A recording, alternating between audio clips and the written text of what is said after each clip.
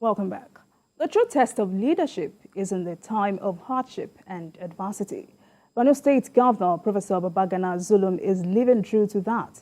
In continuation of his stride to provide leadership for the war-ravaged state, Governor Zulum paid a visit to a community destroyed by terrorists in Ngala local government area. During the visit, the governor approved construction of 500 resettlement houses in the community to accommodate people displaced by terrorists in the state. Because this looks like a return of hope for the people of Ngala, especially those from Lugumani. Now, would they be willing to go back home if eventually this resettlement comes to reality? Yes, it's difficult to know whether the area is completely safe for people to return to their homestead. We've had situations in which the government rebuilt some communities and Boko Haram came to such communities to kill people. So what Governor Zulum usually does is to allow those who have the courage, those who are prepared to return home, to return home. So it's not like, oh, I'm going to force people to go back home. The security situation is still precarious in some parts of the state. Yes, there is a lot of improvement in terms of what the military has done. But the truth is, these guys still retain the capacity to kill civilians, and they've been killing civilians lately. About 55 scrap metal pickers, people pick scrap metals, have been killed by Boko Haram elements in the very recent past, in the last 1 or 2 months. So there is the present danger, the clear and present danger of the possible return of these guys to those communities, and when that happens, it can be really, really brutal. The idea of even destroying communities rebuilt, I know some communities in Borno State that have been rebuilt up to 3 times. They will go back there, destroy those communities. So government has to be sure that the entire area is safe before they allow people to resettle. Otherwise, people will say, oh, the governor caused the death of civilians by relocating them too early. But you've got to praise the governor. He's anxious to see things return to normalcy in the state, and one of the ways to do that is to rebuild those communities, provide what the people need, so that they can feel comfortable to return to their communities and begin to do their farming, rather than stay in IDP camps and depend on handouts and all that. So I commend the governor for his efforts, but it makes sense to be sure that the area is completely safe before we relocate our people. All right, let us see now, talking about things going back to normal. Now, 85% of people from this local government are herders, farmers, or fishermen. Now, if the government succeeds in resettling these people, would things ever go back to normal? Well, it depends on the security situation. If government is able to handle the security threats, naturally things will go back to normal. I'm sure even the people themselves have been eager to go back to their places of birth and continue life as normal. Because if you look at it, living in IDPs is not a normal life.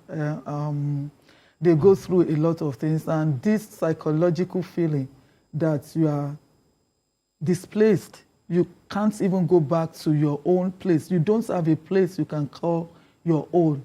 It's psychologically devastating to start with. So, but like BKO said, I think getting that security right is the most important thing at this time. Of course, I know that the governor has met with security agencies around the place, and usually that is what he does. when he wants to resettle, he will meet with people that are supposed to be in charge of the security and, you know, talk about how they can also boost security in these areas. But you see, in spite of that, for 7 years, these people have been under continuous attack. So we can't really say that the talk with security agencies are yielding the maximum results that can guarantee safety and total security of these people. But back to your question, I'm sure that if those things are taken care of, the people themselves will be more than willing to go back to a normal life and to go back to their businesses. All right, BKO, Borno State has had its large share of terrorist attacks in past years. Any hope for these people that one day all of this will go away? Yeah, we can only be hopeful that terror will eventually be defeated in that part of the country. And the military has been provided with game-changing weapons. I saw those weapons myself. I even rode in some of the tanks, including our famous T-72 main battle tank. So with some of the main battle tanks refurbished and ready to go, with new capabilities on the part of the military in terms of the new equipment that the president bought for them, with unmanned area vehicles doing a lot of work in that area, the capacity of Boko Haram to cause problem has been reduced drastically. But it doesn't mean that they cannot occasionally kill farmers in remote areas. They still retain that capacity to kill people, to slaughter people, you know, from time to time. But there are good signs that progress is being made and that someday peace will fully return to Borno State. I was speaking with the governor in December, and he told me, look, we made impressive yields in terms of agriculture the year before. So, which means that they are reaping already from improvement in security, because if people can now go, if some people can now go to their farms and they made good harvest, it means that there is improvement. So more and more of these people would like to, they are basically farmers, they would like to return to their homestead, they would like to return to farming. Because staying in the IDP camp and relying on handouts diminishes any man.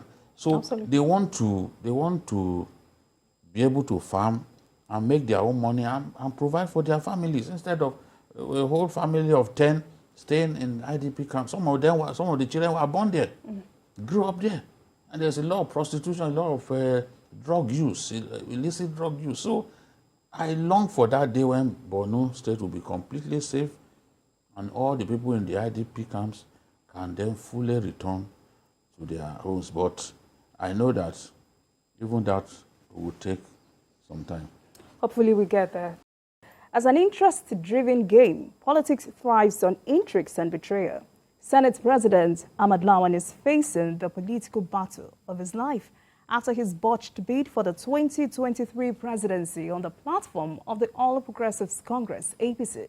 Senator Lawan's attempt to secure a senatorial ticket for Yobe North has hit the rock. Senator Lawan is having problems getting Bashir Machina, his rumored placeholder, to relinquish the ticket for him. And just last week, supporters of Machina organized a solidarity rally where they have insisted that the politician will not step down for the Senate president, who has been in the National Assembly since 1999. Olabisi, to step down or not. What is the implication of this disagreement between both men for the polity? Well, let me start by saying Senate president who has been in the National Assembly since 1999, that is 23 years. So it's been there for 23 years.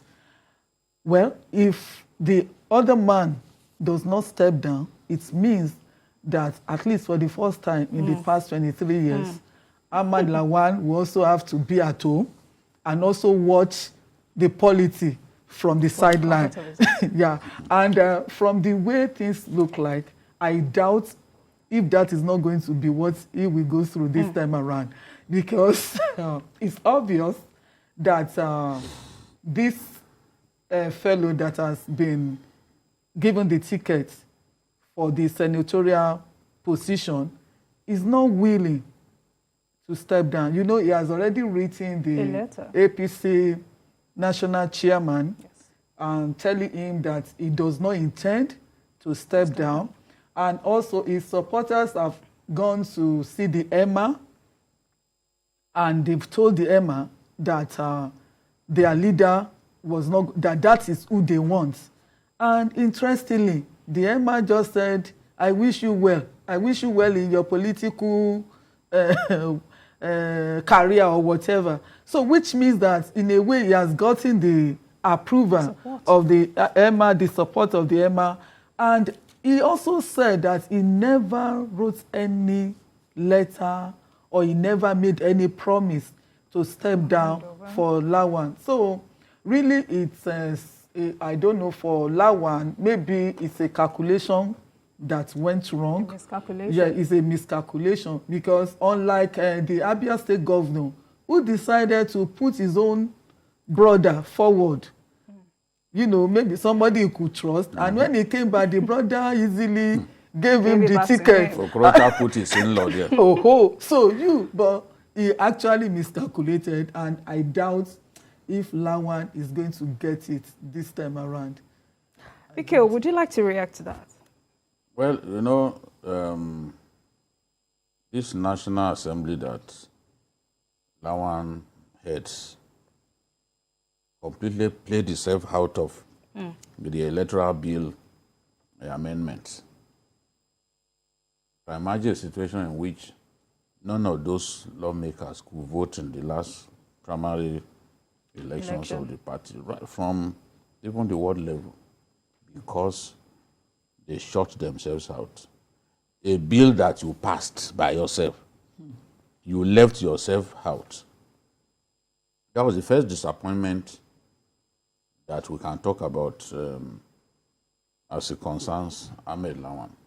In this case, you know, before now, nobody will even listen to this guy. Party leaders will just simply substitute his name. But the law has changed. The law has changed. The amendment to the law means that he has to write a withdrawal letter and has to deliver that withdrawal letter by himself. No party can do any substitution except if it was induced by sudden death or even withdrawal of an aspirant. And when that happens, you must organize a fresh primary. So if Machina bows to pressure, within 14 days, a primary election has to be, a fresh primary election has to be held, which will allow the Senate president to take part in. If you recall what happened in Bauchi, the governor took the team back from his aide and then contested a fresh primary, which he won. Yes. In this case now, if this fellow refuses to withdraw, there's nothing, absolutely nothing anybody can do about it. You can't take that ticket from him. He already has it. The way by which you can take it has already been spelled out in the law. You can't take it from him by force as they used to do back then. He has to withdraw, and he has to submit the withdrawal letter by himself, personally, because they must have done that knowing that in the past somebody could just say, look, he has withdrawn, that's why we are. Now he has to be the one to step forward to say, okay, this is my withdrawal letter. So the National Assembly introduced some elements to the law, some of them very good, but they ended up shooting themselves in the foot by by not by not inserting in the law the provision to allow for ad hoc delegates. So this is the situation that they found themselves. It's not in our own political culture. It is strange for someone to have been in the National Assembly since '99, but in America, it is not strange. There is someone who has been in the Congress for 47 years. He's still there. The longest anybody stayed in the U.S. Parliament was 51 years. So, judging by that, even Lawan still has a long way to go. This is a lesson. This is a lesson. I also think that it's even immoral. If you and I contested, you defeated me, someone will now come and take your place.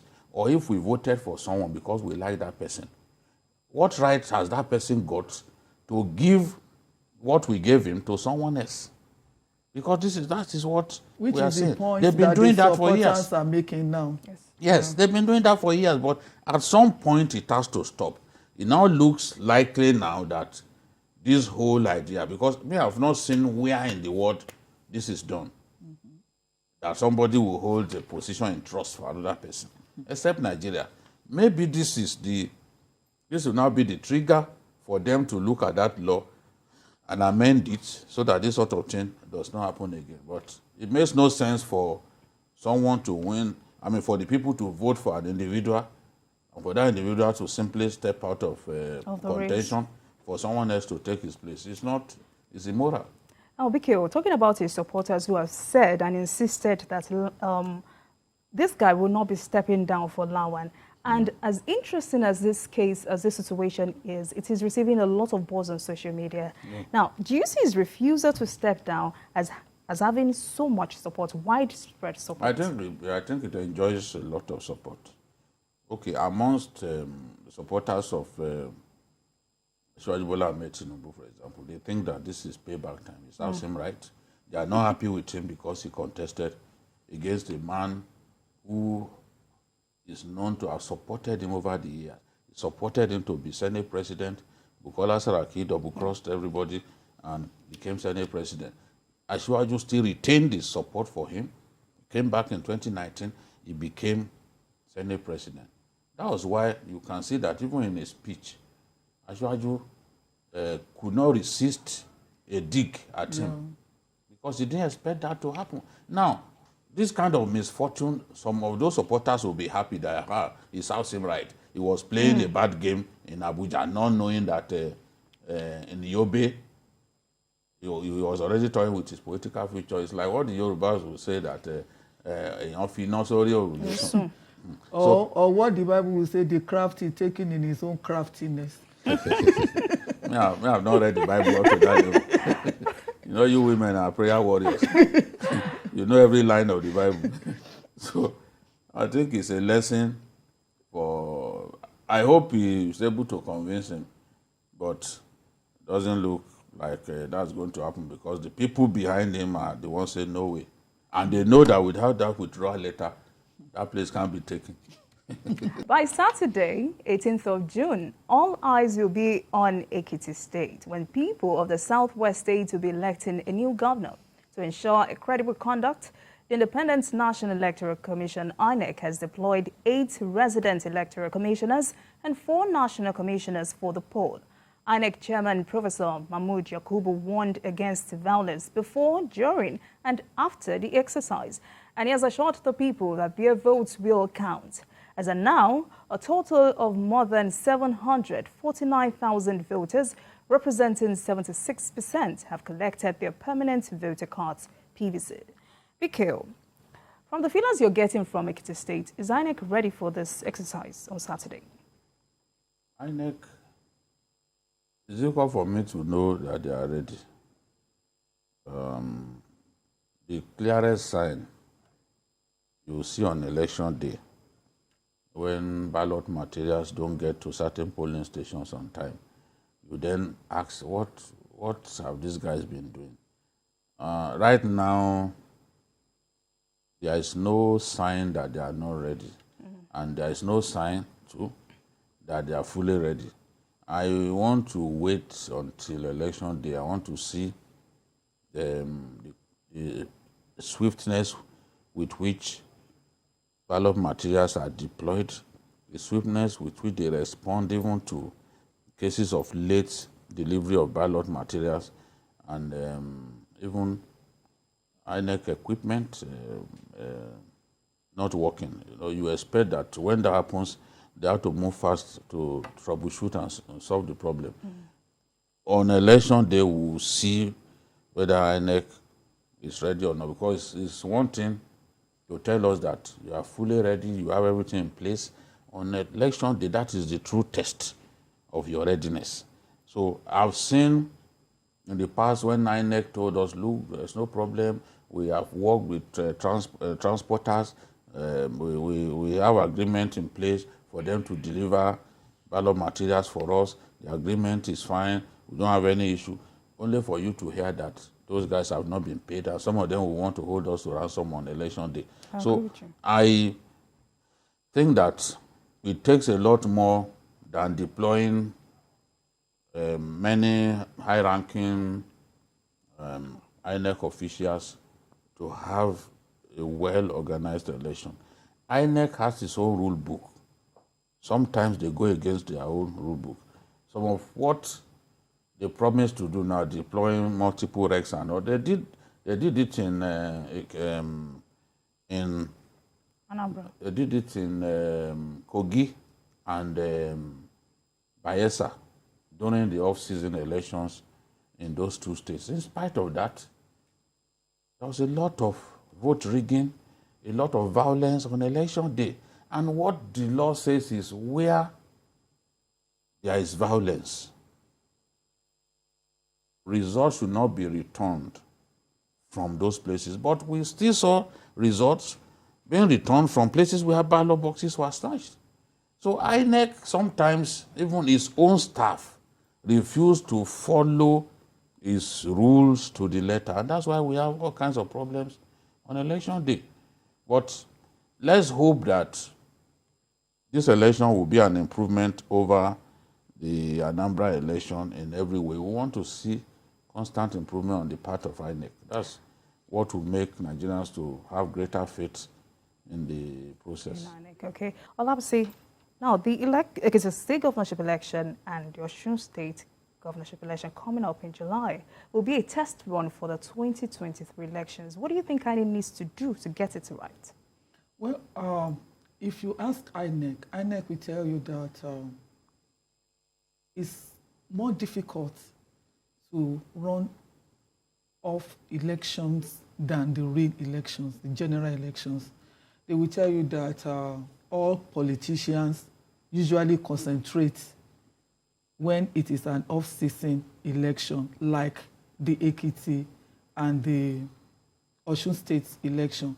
So if you look at it from that perspective, you may not really be able to say what INEC can learn or not from these two off-season elections. But however, I think INEC is already talking about vote buying, and the INEC chairman has made that a real issue, especially in Ekiti election.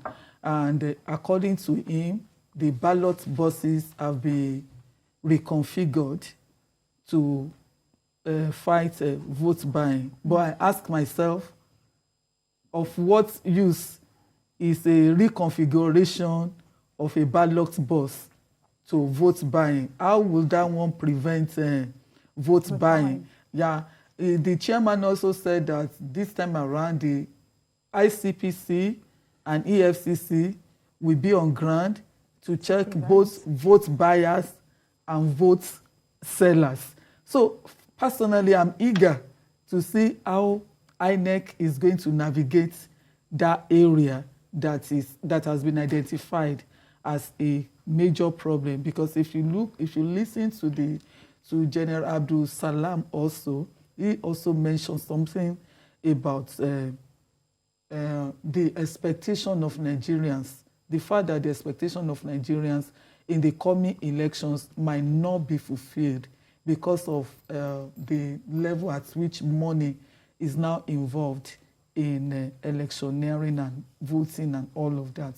But anyway, I will expect INEC actually to deal with the obvious problems.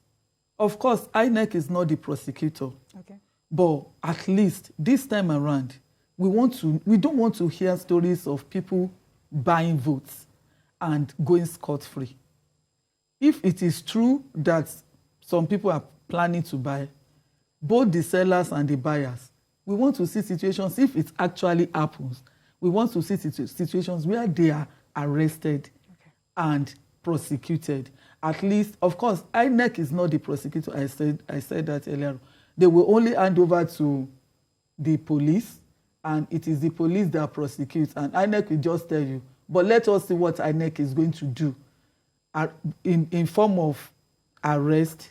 Then we move forward from that point. Yeah. All right, BKO, putting a voter inducement issue as a major challenge to INEC and putting it side by side with the level of electoral officers being deployed to Ekiti State, do you think INEC will be able to tame this, or rather reduce the exploration of this on Saturday? No. The problem is so widespread now that it has completely defied efforts to put an end to it. How many INEC officials are going to be involved in this election? The ad hoc workers and INEC's full-time workers who are polling officers and supervisors, they will be busy at their respective polling centers, screening voters and generally ensuring that things go according to plan, ensuring that the equipment deployed work. They are not going to be able to ensure that on the queue, because the politicians and their agents go to give people money on the queue, pass the money to people on the queue. They even use security agents to give money to voters. So who is going to arrest the policeman who is giving money to voters? Who is going to do that? I talked about a video that I saw of an election, I think in Bauchi, where it was even the policeman that was giving the money to the voters. Once you step forward, you are going to your cubicle to vote, he gives you your cash. You step away, the next person comes, that policeman gives. So who will arrest the policeman? It's just like soldiers. When you see soldiers riding bicycle against traffic, who will arrest the soldier? Because they know that, okay, as people in uniform, that they are not likely to be punished. So they simply commit these crimes and they get away with it. It has become, see, going on, even the inducement does not start on election day. In Kwara, 7 p.m. the day before the election, there was an off-season parliamentary election to replace a female federal lawmaker in Kwara. 7 p.m. because that election, both the APC and the PDP took it as if it was war. It was the last election before the Otoge revolution. So they knew that winning that election would send a signal. It was an election meant to make a statement. So the two parties spent billions just on constituency. Just the federal constituency. 7 p.m. a day before the election, they were already going from house to house distributing money. So you ask yourself sometimes, oh, why would you give money to people that you are not sure will eventually vote for you? But as we saw in Osun 4 years ago, people will be given money and then be made to swear on oath. They will put a den gun. They will tell you to jump over the den gun. They will bring water that they put some concoction in it and tell you to drink. All so as to be sure that after taking their money, you will eventually vote for them. In fact, there were some boys who told a friend of mine that, look, what they simply did was not to vote for the opponent. So they decided to waste the vote. Because voting for the opponent may put them in trouble after swearing. So if this thing is now the biggest threat to our elections, forget INEC is improving in other areas, but I don't see how we can quickly put an end to this idea of giving people money. But even the INEC, the Yaga report indicates that just during this campaign season, they are giving people money already. Yeah. They are giving clothes to people already. So what will they do on election day?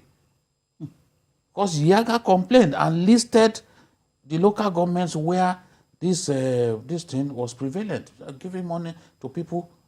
You are not even sure they will vote for it, but they are already giving out money, routinely bribing them so that on election day, their conscience will lead them to go and vote for the party that had been spending money on them. So this is the thing. The Bofunwako Sebe that was started in Ondo has now snowballed into something extremely worrying. And when the candidates imagine that, look, he has bought the conscience of people, even his own, he will be limited in terms of his eagerness to work for those people, because he will think that, look, he bought his place. If you don't have billions now to even win a Senate ticket, it will be a problem. The whole monetization of our election is getting worse, and something drastic has to be done. We need to see people being jailed. As BC said, we need to see them. Maybe that will restrain people. It may not stop it, but at least it will restrain some people. Any political Nigerians to make little money, they will take some stopping. You have to kill some people to not go there. Because these are difficult times. People can't buy food, they can't feed their families, and you want to tell them that on election day, if they are giving money, they should reject it. No, they will not reject. An overwhelming majority will receive the money. Because they are broke. They've lost hope. They can't feed 3 times a day. Even if they feed, they can't feed with their belly full 3 times a day. So any extra money that comes of income is something that they jubilate over. Some in the north, they even share bales of cotton to women to vote for them on election day. It's 6 yards of Ankara. They will tell them to line up. They will film themselves sharing it. I mean, they are not even afraid. See these videos. That's all now. Oh, that's now, so sad. it is well. It's so Amen. sad. It's so sad. Well, obviously, INEC Chairman has warned against violence. Yeah. Saturday is here in our faces. How best do you think INEC and the security agencies need to handle this? Well, I'm sure a lot of, I can't get the number right now, but I'm sure a lot of security officials have been deployed in Ekiti. About 17,000. 17,000, okay. So 17,000, I think, is good number enough for a state election. But a small state. A small state, yeah. I don't even think we can have that luxury during the general elections to deploy such a number to each state. But you see, the thugs are still there doing their thing. Because even in the past, if you want to go by what happened in the past, in spite of the large number of security officials deployed in these states, we still saw cases of ballot snatching, we saw cases of violence, we saw cases of people trying to kill themselves, invoke violence so that they will be able to rig. But since it is in the law that once there is violence, election in such places should be cancelled.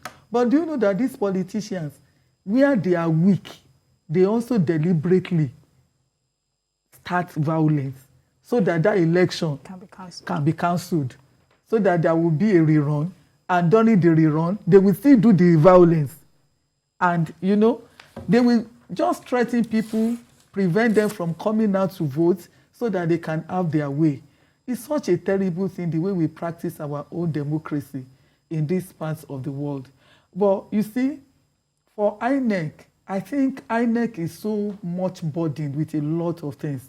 A lot of responsibilities. Yes, a lot of responsibilities. You cannot burden INEC with the responsibility of conducting a free and fair election, and we still burden them with the responsibility of ensuring a violence-free election. That should be the responsibility of the security agencies.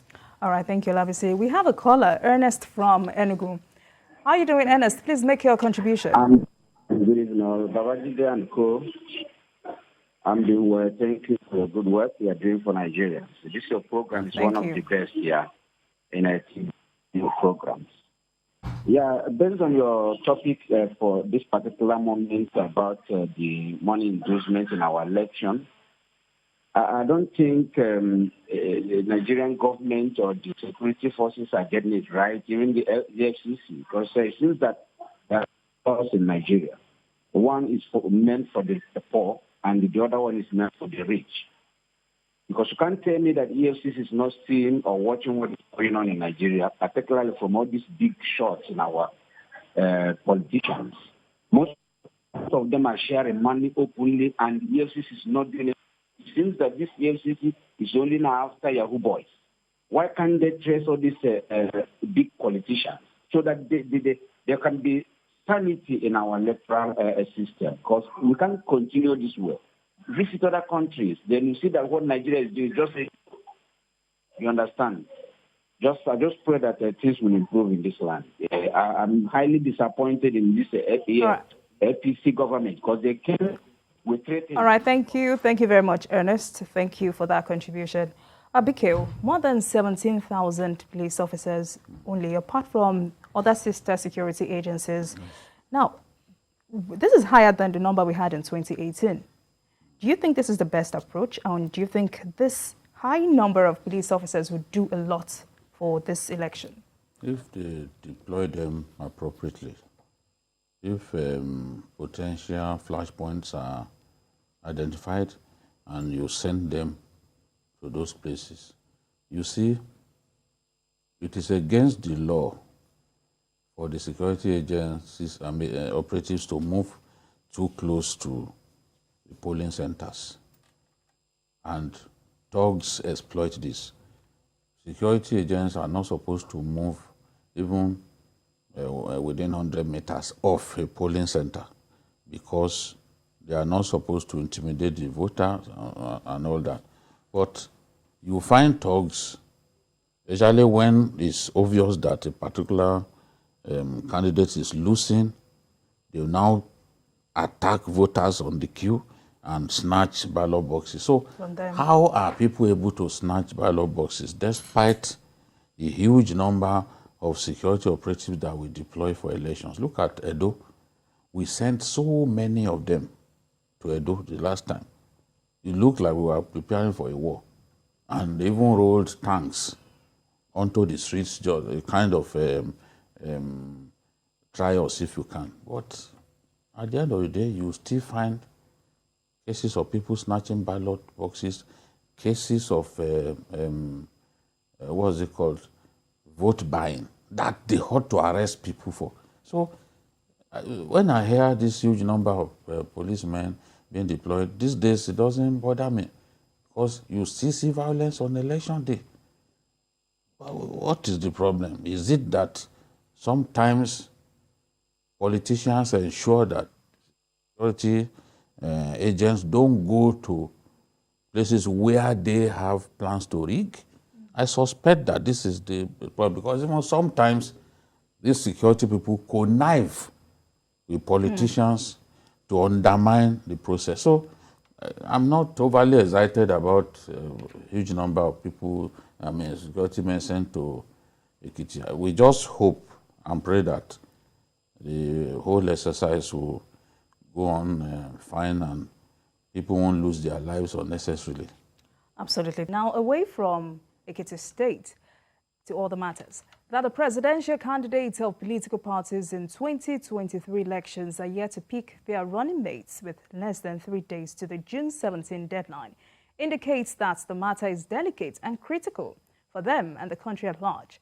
The major political parties are facing some sort of dilemma in this task. And for the presidential candidate of the All Progressives Congress, APC, Bola Tinubu, his headache is whether to go for a Muslim ticket or pick a Northern Christian as running mates. In the People's Democratic Party, PDP, the presidential candidate, Atiku Abubakar, is trying to settle for a 7th governor from the South. For the presidential candidate of the Labour Party, Peter Obi, a Muslim from either the Northwest or Northeast seems plausible. Also, Senator Rabiu Musa Kwakwanso of the New Nigeria People's Party, NNPP, is expected to pick his running mate from the southern part of the country, preferably a Christian for balance. Presidential candidates of the Social Democratic Party, SDP, Zenith Labour Party, and African Democratic Congress, who all hail from the South, are likely to pick their running mate from the North. Bikil, it's 3 days to the deadline. I don't envy those presidential candidates, especially the presidential candidates of the two dominant parties, especially the presidential candidate of the APC, Asiwaju Bola Ahmed Tinubu. His case is the most difficult of all. Absolutely. Whatever he does, people will get angry. A section of our people will get angry. Why? Because if he picks a Muslim, some voters, Christians, will feel that he's been insensitive. For picking a Muslim, they will feel shortchanged, they will feel marginalized. So, and in the North, if he does not pick a Muslim, there are some northern voters who will say, oh, okay, you picked a Christian and you expect us to be happy with you. To vote for you. You expect us to deliver the votes that will make you win. So it's a difficult situation. And this is not the first time, as I've said before. For a Muslim from the Southwest or from southern Nigeria, he will be looking at the big voting blocks, the states of the North, especially the Northwest. If it's seized solely by the desire to win, he has one decision to make, to take his running mate from the big voting block so that the running mate can then complement his own capacity to win, complement his strengths in mobilizing the voter and garnering votes across board. So I'm not surprised that it has taken this long, because normally you expect that by now the running mate will have emerged. This morning we heard that Governor Wike of Rivers State had emerged as the running mate to Atiku Abubakar. But not long after that, after some TV stations had even made a meal of the story, they came out to say, no, we have not chosen Wike. And you know what that means. If they say they have not chosen him, that means that he may not eventually get it. So for Asiwaju, we are hearing that Governor Rufai, Governor Zulum, Shetima, and even Amina Mohammed of the UN, we are hearing that they are all in contention. But at the end of the day, despite the wide consultation, despite the meetings with the president, with the NWC members and all that, the decision is left to the candidate. The candidate has the final say. If he thinks that the Muslim ticket is the best bet for him to divide Atiku's votes, to eat into Atiku's potential votes from the North, He's going to take that decision. He's going to do what he thinks will help him to win the election.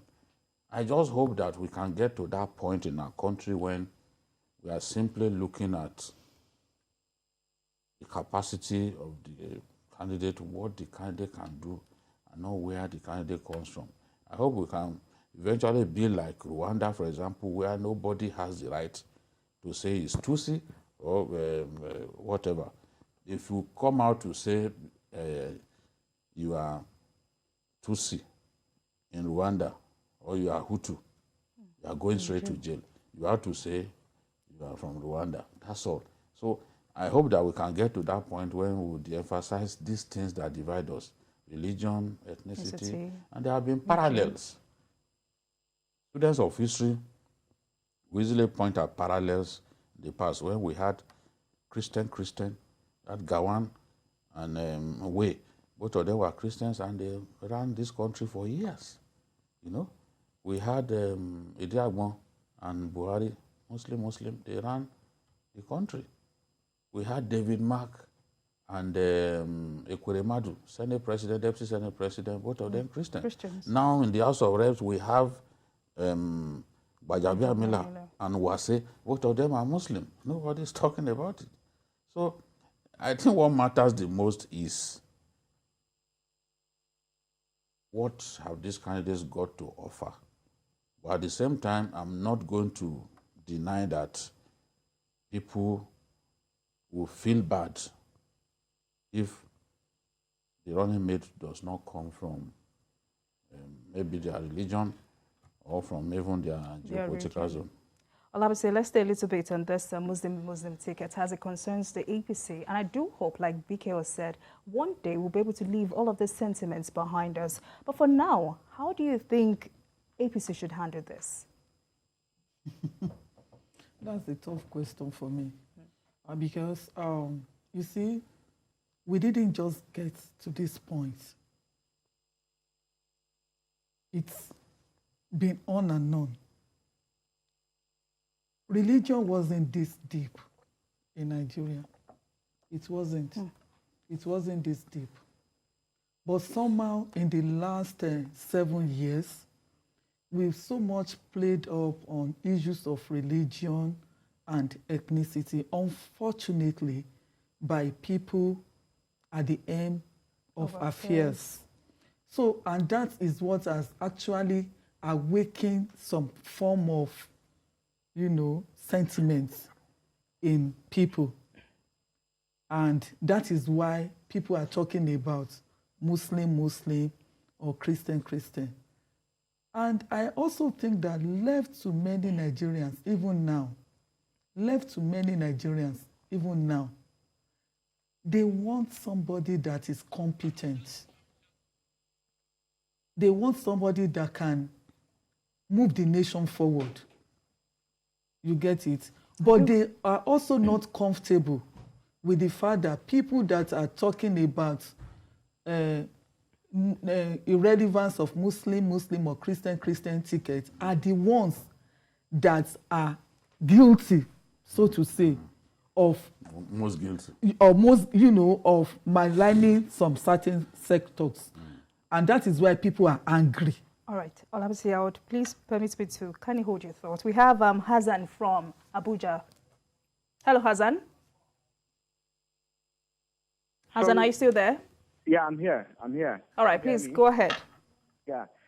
Sorry, I have to take you a little bit back. I want to contribute on Lawal's issue, the Senate President. You see, anybody that doesn't care about the unity of this country has no the National Assembly. And there are consequences to every action people take.